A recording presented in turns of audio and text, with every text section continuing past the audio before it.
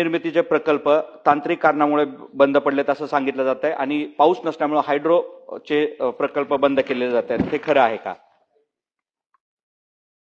माननीय अध्यक्ष महोदय,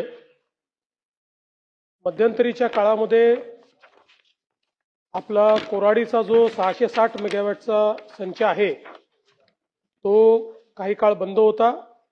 म्हणजे 12 तारखेला 21:46 पासून 13 तारखेला 4 वाजेपर्यंत, 17 तारीख ते 19 तारीख असा तो बंद होता. नाशिकचाही संच असा, हे तिन्ही चारी संच मध्ये 2-2, 3-3 दिवस बंद होते.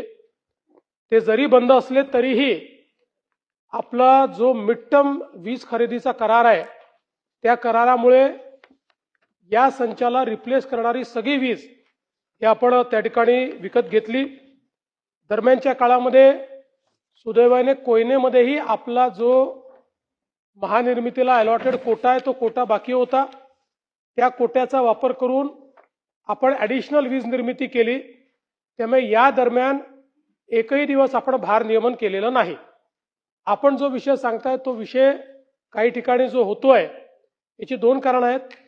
पहिलं, आता आपण फिडर सेपरेशन केलेलं आहे आणि फिडर सेपरेशन झाल्यानंतर ज्या लोकांनी शेतीच्या फिडरवर घराची लाईन टाकलेली आहे त्या लोकांना त्रास होतोय. कारण फिडर सेपरेशन नंतर आता आपण 75% शेतकऱ्यांना दिवसा वीज देतो आणि त्यामुळे नंतरच्या काळामध्ये आपण ज्यावेळेस शेतीचं फिडर बंद करतो त्यावेळी ज्या लोकांनी त्या फिडरवरनं घरची वीज घेतलेली आहे त्या लोकांना असं वाटतं की लोड शेडिंग आहे. ते लोड शेडिंग नाही.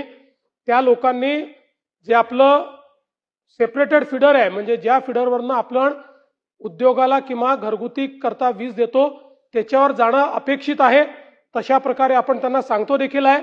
काही प्रमाणात लोक चालले देखील आहेत, पण ज्या ठिकाणी लोक जात नाहीत त्या ठिकाणी हा प्रॉब्लेम येतो आणि त्यांना असं वाटतंय की कुठेतरी लोड शेडिंग होत आहे. दुसरा, आपण ज्यावेळी अशा प्रकारचं फेलियर झालं त्या फेलियरमध्ये आपण वेगवेगळ्या स्रोतातनं जी काही वीज घेतली ती वीज घेतल्यानंतर काही ठिकाणी हेही लक्षात आलं की मोठ्या प्रमाणात अचानक ही सगळी वीज आल्यामुळे 2-3 ठिकाणी हेही खरं आहे की ट्रान्सफॉर्मर फेलियर झालं, पण ते आपण लगेच रिप्लेस केलं. मात्र कुठेही लोड शेडिंग आपण केलेलं नाही. उलट आत्तापर्यंतचा रेकॉर्ड जवळपास 32,000 मेगावॅट 32,000 मेगावॅटचा लोड देखील आपण पूर्णपणे त्या ठिकाणी सॅटिस्फॅक्टरी अशा पद्धतीनं त्याचा पुरवठा केलेला आहे. आणि आता तर आपण या पद्धतीनं प्लॅनिंग केलंय की पुढच्या 5 वर्षामध्ये आपण जवळपास 45,000 मेगावॅट पर्यंत जातो. नागपूर शहरातल्या अनेक भागामध्ये रात्रीच्या वेळेस 7-8 तास वीज नव्हती आणि त्यामुळे लोकांचा जमाव त्या MSEBच्या सबस्टेशनवर जायचा. माननीय अध्यक्ष महोदय, सन्माननीय आमदार विकास ठाकरेजी सांगतायत त्यात काही प्रमाणात वस्तुस्थिती आहे. मुळामध्ये आपल्याला माहिती आहे की यावेळेस एक्सटेंडेड उन्हाळा आहे आणि या एक्सटेंडेड उन्हाळ्यामुळे आपली मागणी ही खूप पीकवर गेली.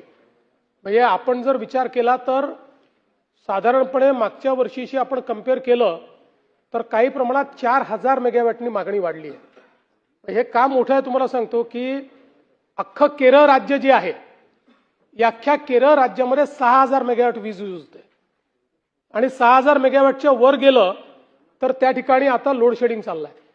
आणि महाराष्ट्रामध्ये नुसतं पीक जे आहे त्यातही 4,000 मेगावॅटनी आपली डिमांड वाढली. त्याची पूर्तता आपण केली. पण हा जो सगळा नागपूरचा भाग आहे या भागामध्ये 2 सबस्टेशनची निर्मिती आपल्याला करायची आहे. कारण जे सबस्टेशन आहे त्याच्यावर ज्यावेळेस पीक लोड वाढतो त्यावेळी त्याचं फेलियरचं प्रमाण आहे. या संदर्भात माझ्याही मतदारसंघातला प्रॉब्लेम आहे. म्हणजे केवळ तिथे नाही, त्यातला एक मेजर माझ्याही मतदारसंघावर त्याचा परिणाम आहे. पण त्यामध्ये प्रॉब्लेम हा होता की 2 आपण सबस्टेशन मंजूर केले, त्याची जागा मिळत नव्हती. मी आता त्याची बैठक घेऊन त्या जागा त्यांना मिळवून दिलेल्या आहेत. त्याचं कामही आपण करणार आहोत. ते काम झाल्यानंतर त्या ठिकाणी ज्यावेळेस हा लोड डिस्ट्रीब्यूट होईल सबस्टेशनवर त्यावेळी हे फेलियरचं प्रमाण हे पूर्णपणे त्या ठिकाणी संपेल. मात्र आपण जे सांगितलं की फोन उचलला नाही वगैरे असं जर असेल तर कारवाई केली जाईल.